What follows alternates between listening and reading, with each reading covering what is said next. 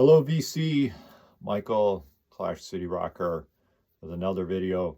This time talking about the importance of Creem Magazine in helping music listeners, young music listeners such as myself, get turned on to new music from bands that you wouldn't normally hear on the radio. And yeah, Mick Jagger's on the cover here and everybody knows the Rolling Stones, but as a kid, and I'm from Montana originally, but I grew up in a Midwestern industrial, post-industrial town that's radio played basically nothing but the classic rock stuff, and went to a big urban high school where everybody listened to classic rock except for one friend of mine. And so Creem Magazine was a great introduction to bands that I'd never heard about that would eventually become my all-time favorite bands. And this is a great book if you can find it. It's kind of a coffee table book about, and it's kind of a compilation of all the great different episodes or issues of it, backstage passes with the crazy pictures and the Creem Dream, etc. So Creem Magazine was such an essential thing. And what I did recently is I purchased an entire year's worth of Creem magazines via eBay for the year 1982. Now, 1982 has to be one of the best years ever for music. And it also happens to be the last year that I attended high school. And again, so you get your Creem magazine, you can buy it in the grocery store, buy it in a bookstore, and this one obviously mixed on the cover. So this issue's got Ian Hunter, Devo, Psychedelic Furs, and then Genesis.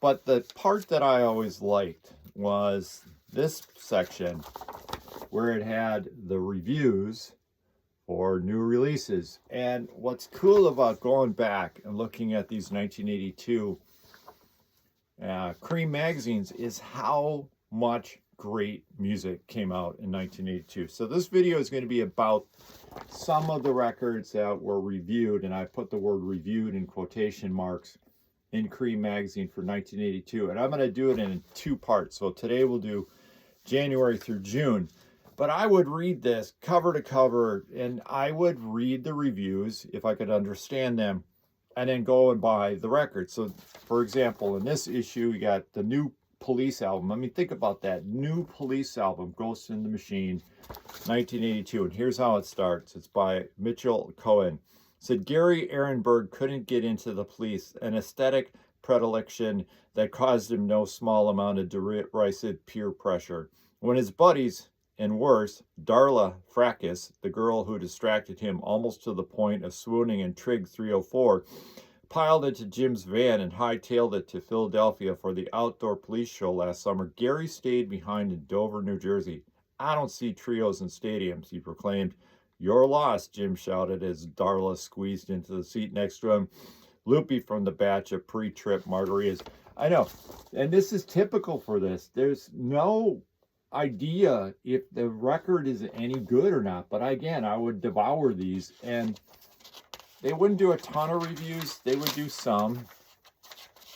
And so I'm going to show some of the great music that came out in 1982 as reviewed in Creem Magazine. So the one I was just talking about, Police, Ghost in the Machine, 4th record. Great stuff on here. Spirits in the Material World, Too Much Information. Everything She Does Is Magic. So this came out. Bow Wow Wow. Again, the eclecticism of these records that were reviewed was crazy. This one's, of course, got I Want Cow Candy and Cowboy on it. So this came out in 1982. Ultravox, Ragin' Eden. So now we go from kind of Adamant type music to so-called Europop. And then occasionally there would be a record that would be like transformational for me in my life, like this one. This is The Cure, Happily Ever After, which is a compilation of the first two Cure albums. And again, those first Cure albums, you know, Three Imaginary Boys, just wasn't available in the US. So this is 17 Seconds and Faith. And, you know, the song of Forest was transformational for me. So that was in the January 82 issue. And then the second big, what I call pop Genesis records, this one, Abacab, No Reply at All. And for some bizarre reason in 1982, I saw Genesis on this tour again. Like for 2 or 3 years in a row, I saw Genesis live. I was trying to impress somebody. So those were the ones that were reviewed in January 1982. Then February 1982, we get this one. Again, another Stone on the cover. This one, Keith Richards. But we got the Knack, Marianne Faithfull, George Thorogood, and Robert Fripp, which is the reason I ended up with all these 1982 Creem magazines, is I didn't realize that Creem interviewed Robert Fripp as part of King Crimson. So this month, we got Prince, we got Neil Young again. So what do we got? February 1982. We got Prince Controversy, which a record, I mean, that song just killed me. Ronnie Talked to Russia, which is just like, this was coming off a Dirty Mind pre-1999. I mean, look at that. That's such coolness. And then there was, you know, stuff that could be somewhere between the border of new wave and straight ahead rock and roll. But this is the one with Angel as the centerfold, Jay Giles Band.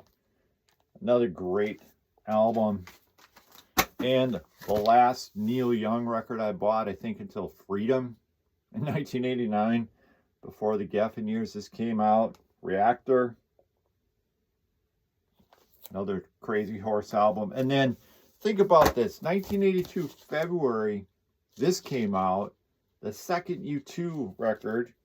And this is, and just to throw back in time, and I think young people don't get, or young people, I sound like that guy, but in 1981, 1982, 81 MTV came out. Well, MTV didn't come out to everybody. The place I was living, my parents' house, they didn't have cable. In fact, we didn't get TV until I was 13 in 1978. So I never watched MTV. I had no idea those bands existed. So, but this is 1982. This is a German, West German. Yes, there was a place called West Germany back in the day. This is a West German copy of this. And this isn't probably the greatest U2 album. And in fact, I know it isn't, but it's got Glory on it. And then this, Ozzy's second album. And it's kind of interesting.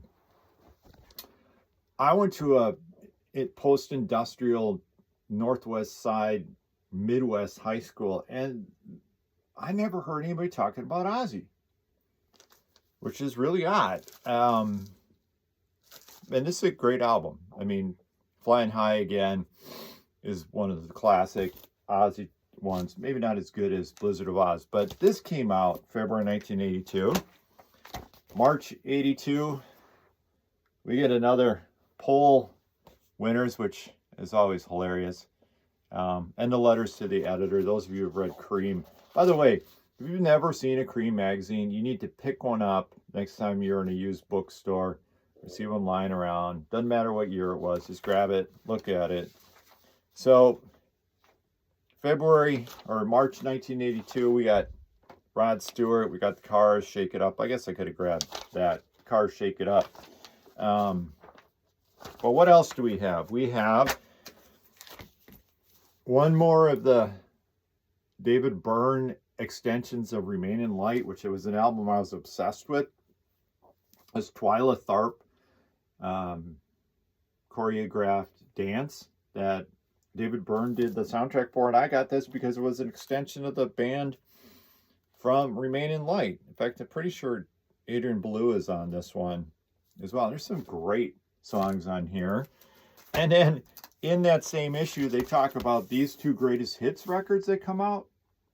So you can probably make the connection, because on this one, greatest hits, Under Pressure is on here, which, I don't know. But this was I know this record sold gazillions, but think about this. March 1982, this comes out. And then the second version of Changes 1 was the first one. And then second Joan Jett one. I didn't realize my copy was so distressed.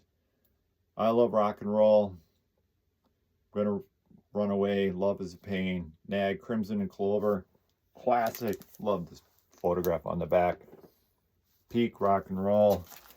And then those of you who saw my country video, a number of people talked about this one being an entry into country music for them. And I know this record gets slagged, but it shouldn't. It's so good. All these great country songs, bunch of the Graham Parsons ones on here. Why Don't You Love Me Like You Used to Do, Sweet Dreams, I'm Your Toy, Hot Burrito, Tonight the Bottle Let Me Down. So again, the attractions, but Elvis. And we move on to April. We got the Police on the cover now. Black Sabbath, Soft Cell, U2. Reviews for this month. I mean, just think of the eclectic type of music that's reviewed in here. So that's Black Flag.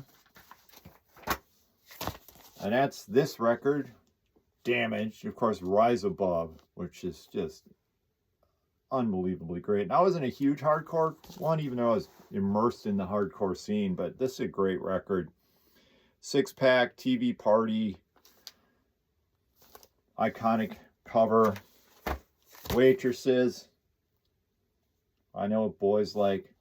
All these great songs came out. And then the Blasters, I believe this, I don't know if this is the first Blasters album, but it's the first one on Slash. And then Joy Division still, and I can't find my copy, so I just grabbed this random Joy Division record.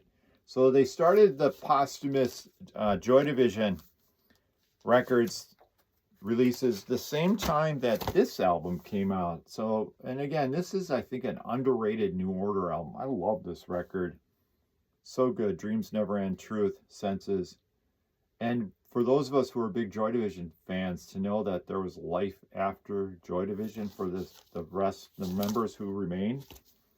And then another one, kind of like the I Know What Boys Like by the Waitresses. Romeo Void, Never Say Never. Might Like You Better If We Slept Together. Great. Another saxophone. I think this is just the single. And then finally for that month, another iconic synth pop British record. Frustration, Tainted Love, CD Films, Youth, Sex Dwarf, which my friend was obsessed with for some bizarre reason. But again, Creem Magazine as an insight into all these bands. And if you're like me, a Midwestern, Northwest Side loser who doesn't really have any access to music, what would you do without this magazine? So 2 more months. This is May. Now you got the Cars, Nick Lowe, Blasters, Fleshtones, Jerry Lee Lewis, of course, Angus, AC/DC. So this month in the record reviews, we got Lou Reed, we got the B-52s, we got the Fleshtones. Hands down, the greatest Lou Reed album ever made, other than some of the Velvets, of course. But I stand on this. This is better than Transformer, better than Berlin, better than anything he ever did is the Blue Mask. I love this record. My House, Women, Underneath the Bottle, The Gun, The Blue Mask, Average Guy, The Heroine, Waves of Fear, The Day John Kennedy Died, Heavenly Arms, with a great band of Lou, Robert Quine, Fernando Saunders, and Doan Perry. Every song on here is great. Every song is a killer. Just picked this up recently. Fleshtones, one of the first CBGB's bands, kind of a trashy garage record. Kind of fun. And then a failed experiment. Mesopotamia, the B-52s, and David Byrne. I thought this would be amazing. David Byrne, again, fresh off of Remain in Light, do his magic with the B-52s, and they kind of just meandered all over the place. And there are some of those Remain in Light folks on here. And then Neo-English Psychedelica, New Psychedelica, Julian Cope, Teardrop Explodes. Again, can't stress this enough. Those of us who didn't have cable, no MTV, no radio, it's a way to find out new music. And here's another iconic English synth pop band or Europop band OMD, Orchestral Maneuvers in the Dark, with the great Joan of Arc. This is kind of a cool copy. This is the one with the cutout. Love it. I know this comes in different colors. And then finally we end June 1982 with the iconic Joan Jett. What a great picture. Such a great picture. Love the fringe leather jacket. Not that I owned a black leather fringe jacket. Maybe. So on this one, you got Quarterflash, Del Shannon, Huey Lewis, and X. And what's reviewed in this month? Well, you got your Van Morrison, and you got your Human League. Again, another iconic record. Europop, Human League Dare. Everyone knows this. And then the first Fear album, which I can't find at the moment, so I'm going to show this. This is a great compilation of the Slash early years. This came out in 1982 as well. And so Fear's New York's Alright if you don't like saxophones. If you like saxophones. But this is a great compilation, 1982 Slash records. And the last one that was reviewed in there, my favorite all-time ecstasy album, English Settlement. I think this is vastly underrated. Runaways, Ball and Chain, Senses Working Overtime, Jason and the Argonauts, Snowman, Melt the Guns, No Thugs in Our House, It's Nearly Africa, English Roundabout, and All of a Sudden It's Too Late. Everyone a winner. Best ecstasy album. So, again, Creem Magazine, portal into music for 1982, portal into new music. I don't know where I would have been without this magazine turning me on to new music. And then finally, I found this the other day in my collection, the Beat K-Tel 1982. This compilation, this is another sign that 1982 is the greatest year of music ever. Most eclectic, most diverse, most iconic. And stay tuned next week, part 2, Creem Magazine, portal into 1982 music. Cheers.